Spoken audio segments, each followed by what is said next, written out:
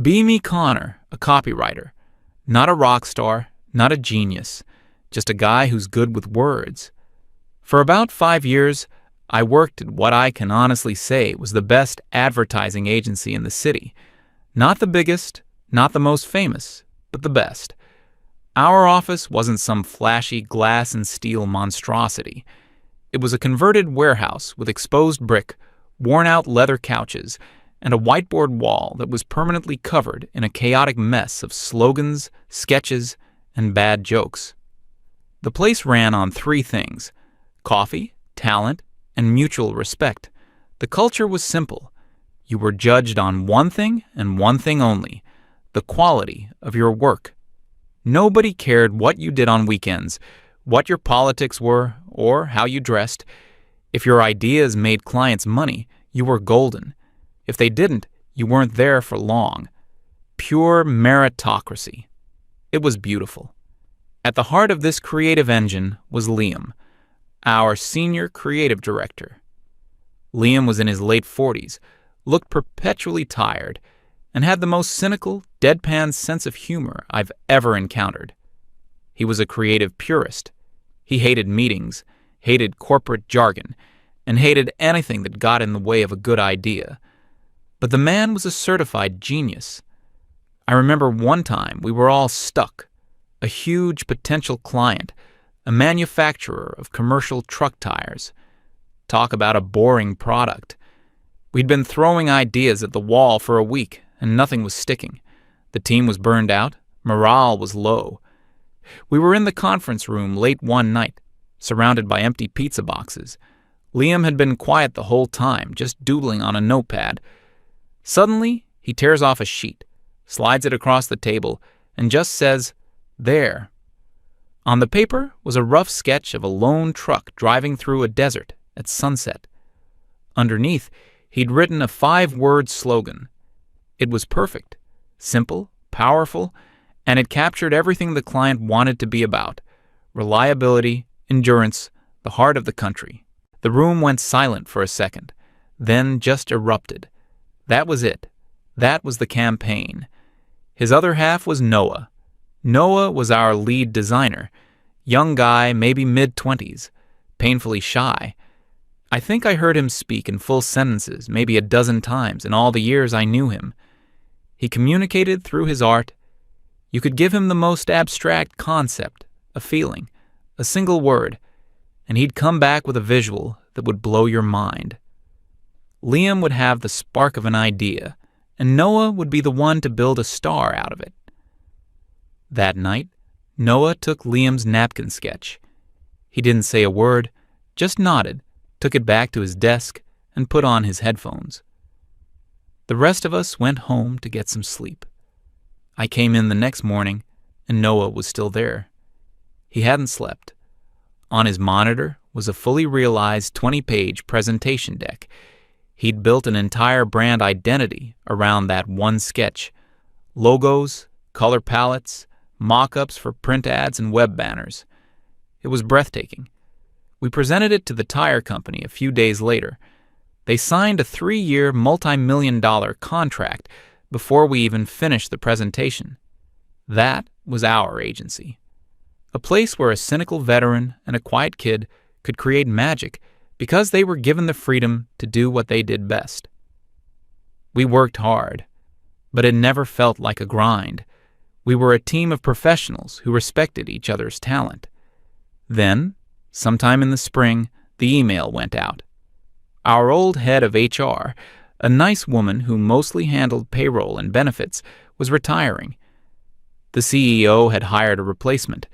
Her name was Pearl. We had an all-hands meeting to introduce her. She walked to the front of the room with that specific kind of forced corporate smile. She looked like she was assembled from a kit of modern HR cliches: sharp blazer, trendy glasses, and a vocabulary filled with the latest buzzwords. She gave a speech. It wasn't about streamlining benefits or making payroll more efficient. It was about realigning our corporate culture. She talked about fostering psychological safety, interrogating our internal biases, and building a new, more equitable paradigm. I looked around the room. Most people had the same confused, slightly bored look on their faces. This was just the usual corporate nonsense we'd have to ignore for a few weeks until it blew over. Liam wasn't even looking at her. He was sitting in the back, sketching in his notepad as usual. Pearl noticed. I saw her smile tighten just a little bit at the corners. That should have been the first red flag. For a month, nothing much happened. We were neck-deep in a huge project for our biggest client, a beverage company. It was our most important account, the one that paid for our nice office and fancy coffee machine. The campaign launch was in 6 weeks. Everyone was in crunch mode. Then the second email arrived. The subject line was Mandatory Workshop, Inclusivity, Ethics, and the Modern Workplace. The email explained that all creative staff were required to attend a 3-day, off-site workshop led by Pearl. 3 full days, right in the middle of our most critical project of the year. Participation was not optional. People started grumbling immediately. 3 days was an eternity in agency time. That's 3 days of not writing copy, not designing layouts, not getting client feedback. This would put the project timeline in serious jeopardy. But the email had a certain passive-aggressive finality to it. You got the sense that complaining would just get your name on a list. So, on a Tuesday morning, we all filed into a sterile, rented conference room in some downtown hotel. The mood was like a funeral. Pearl stood at the front, beaming, next to a whiteboard, with Day 1, Unpacking Our Privilege, written on it. Oh boy. The first activity was called the Privilege Circle. We had to sit in a circle, and one by one, we had to acknowledge the unearned advantages that have helped us in life. It was as awkward and uncomfortable as it sounds. People mumbled things about their parents being supportive or growing up in a safe neighborhood. It was a public shaming session disguised as a therapy exercise. When it was Noah's turn, he looked like a deer in headlights. He hated being the center of attention. He hesitated for a long time, then just quietly said, "I'm good at drawing." The room was silent. Pearl just stared at him, her smile gone. She said, "That's a skill, Noah, not a privilege. Let's talk about the societal structures that gave you the opportunity to develop that skill." Noah just shrank in his chair. He looked down at his hands and didn't say another word for the rest of the day. I saw something in him break a little bit. This was a kid who lived and breathed art. His skill was his identity, and she had just dismissed it as a product of some system. That afternoon, things got even more absurd. We had to do role-playing exercises. Pearl handed out laminated cards with scenarios about microaggressions. My card described a situation where I see a female colleague struggling to lift a heavy box of printer paper. My problematic action was to offer to help her. The person playing the female colleague was supposed to respond by explaining how my offer was based on the harmful assumption that she was weak. We had to act this out in front of everyone. It was the most stilted, unnatural, and useless exercise I've ever been a part of. Work on the massive beverage campaign had completely ground to a halt. But here we were, in a beige hotel conference room, acting out bizarre little plays about not helping people lift boxes. Liam was simmering. He hadn't said much all day, just sat in the back with his arms crossed, a thunderous look on his face. On the morning of Day 2, he finally snapped. The topic was identifying toxic masculinity in creative feedback. Pearl was explaining that phrases like, "I don't think this idea is strong enough," could be perceived as aggressive and harmful. She suggested softer alternatives like, "Thank you for sharing. How can we, as a group, nurture this idea to help it grow?" Liam let out a short, sharp laugh. It wasn't a happy sound. Pearl stopped talking and looked right at him. "Is something funny, Liam?" He stood up. "Yes," he said, his voice dangerously calm. "This whole thing is funny." We have a multi-million-dollar campaign to deliver in less than 5 weeks, and we are in here learning how to talk about our feelings instead of doing our jobs." He gestured to the whole room. "These are professionals. They don't need to be coddled. They need to be working. This is an incredible waste of time and talent." Pearl's face turned to stone. "Your resistance to this process is a perfect example of the exact workplace toxicity we are here to dismantle," she said, her voice dripping with condescension. "This isn't resistance," Liam shot back. "It's logic. Our biggest client is expecting a world-class campaign. They are not paying us to nurture ideas. They are paying us for results. Results we cannot deliver if you keep us locked in this room." He didn't even wait for a reply. He just turned around, walked out of the conference room, and slammed the door behind him. The rest of us just sat there in stunned silence. Pearl looked shaken for a moment. Then she composed herself. "Well," she said with a tight smile, "it appears some of us have more work to do on our personal journeys than others." The rest of the workshop was useless. The air had been sucked out of the room. Everyone was just counting down the minutes until we could escape. When we finally got back to the office on Friday, the atmosphere was grim. We had lost 3 full days. The pressure was immense. People tried to get back to work, but the damage was done. The creative momentum was gone. That afternoon, I saw Liam go into the CEO's office. The door was closed, but they were in there for almost an hour. I prayed, that the CEO would see reason. Our CEO was a decent guy, but he was terrified of bad PR. His main concern was always how the company looked from the outside. Liam came out of the office looking like a man who had just lost a fight. He walked straight to his desk, didn't look at anyone, and started packing his bag. Later, I found out what happened. Liam had laid it all out for the CEO. He explained that Pearl's initiatives were not just annoying, they were actively harming the business. He said that her approach was creating a culture of fear and resentment, and that it was crippling their ability to do good work. He gave the CEO an ultimatum. Either she goes, or the beverage campaign is going to fail, and he, Liam, could not be held responsible for the fallout. The CEO listened patiently. Then he told Liam that his hands were tied. He said that Pearl came highly recommended for her work in corporate social responsibility.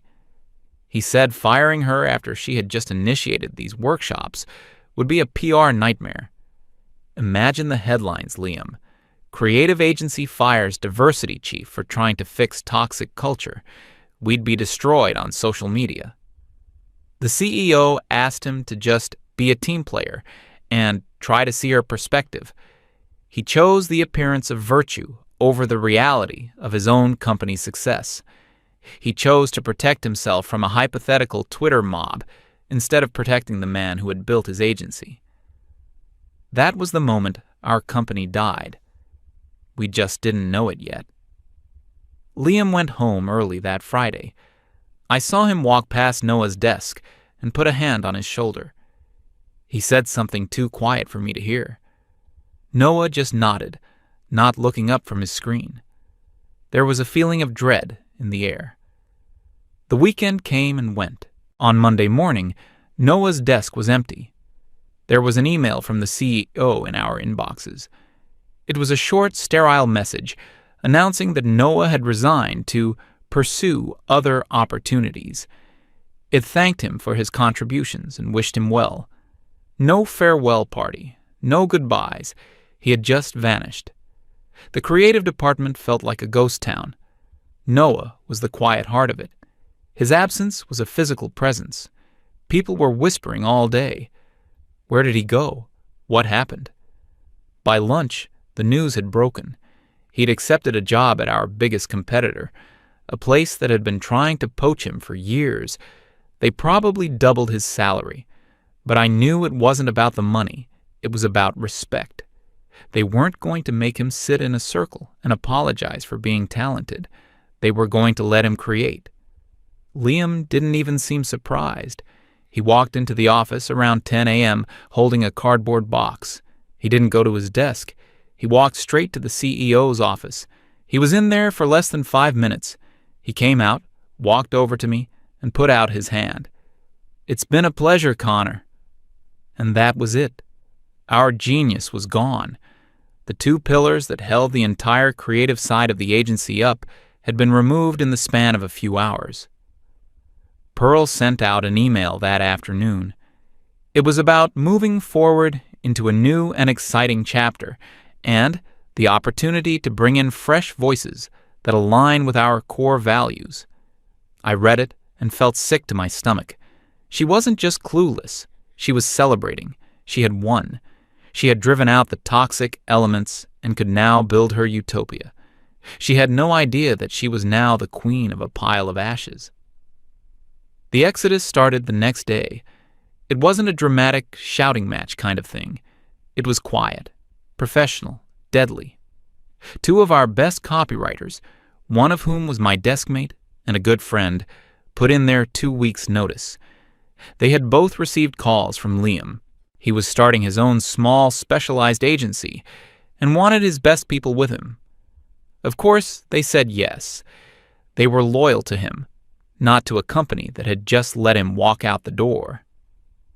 A week later, the senior art director and 3 other key designers followed. The entire core of the creative team, the people who had won the awards and landed the big clients, was gone in less than a month.